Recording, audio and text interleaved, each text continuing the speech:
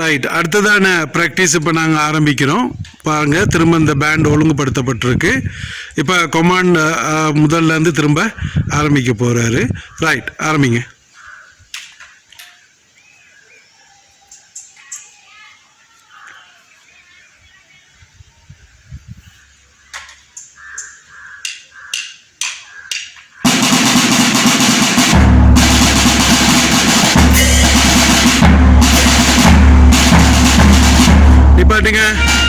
Right, பார்த்தீங்கன்னு சொன்னால் நாங்கள் ஏற்கனவே ஆரம்பத்தில் இந்த பிள்ளைகளுக்கு சொல்லி கொடுத்த பயிற்சி படி இப்போ எங்கன்னா கொண்டாந்து ஆரம்பிக்க சொன்ன பிறகு வரல.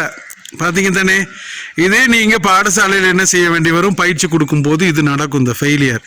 அதுதான் நான் அப்படியே, அதாவது ப்ராக்டிக்கலாக இப்போ உங்களுக்கு நான் அந்த வீடியோஸ் போடுறேன், நல்லா கவனிக்கணும். நல்லா செய்து முடிஞ்ச வீடியோ நான் உங்களுக்கு போடலை. ஒரு இப்படி பழக்கும்போது, பேண்ட் பழக்கும்போது எப்படி எங்கன என்ன பிரச்சனைகள்லாம் வருமோ அது எப்படி சால்வ் பண்ணணும் அப்படிங்கிறதுக்காக நேரடியான ப்ராக்டிக்கலாக போடுறேன். ரைட், அப்போ திரும்ப நாங்கள் ஆரம்பிக்க போகிறோம். பேஸ் கவனிக்கணும், சரியா? ரைட், திரும்ப கொமாண்ட திரும்ப ஆரம்பிங்க.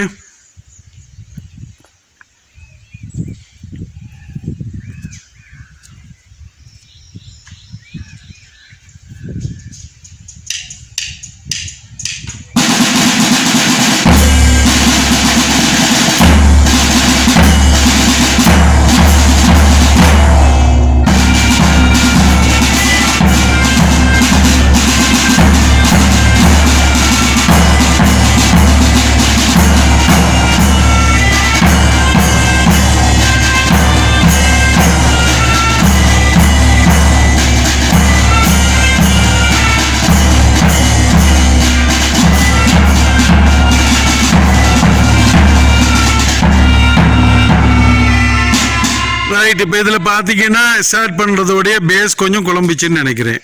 சரித்தானே?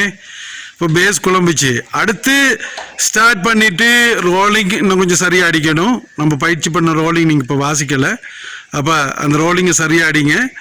அடுத்து இப்போ ரோலிங் முடிஞ்ச பிறகு பாட்ட ஆரம்பிக்குதுன்னா, பாட்ட ஆரம்பிக்கிறதோட கால் எல்லாம் செய்யணும், கால் ஒர்க் பண்ணணும். அதெல்லாம் மறந்துட்டீங்கன்னு நினைக்கிறேன். ரைட், நாங்கள் இப்போ அடுத்த பாருங்கள், இப்போ இது இன்றைக்கி தான் ஏற்கனவே பகுதியை நாங்கள் செய்து பார்த்ததை முழுமையாக கொண்டாந்து ஒரு பேண்டை பண்ணி பாட்டி அது ஆரம்பிக்கும் போது என்ன பிரச்சனைலாம் வருமோ அதை எப்படி சால்வ் பண்ணி செய்கிறோம் அப்படிங்கிறத இந்த வீடியோவில் நீங்கள் பார்க்க போகிறீங்க. ரைட், அப்போ நான் திரும்ப ஆரம்பிக்க சொல்ல போகிறேன். ரைட், திரும்ப ஆரம்பிங்க.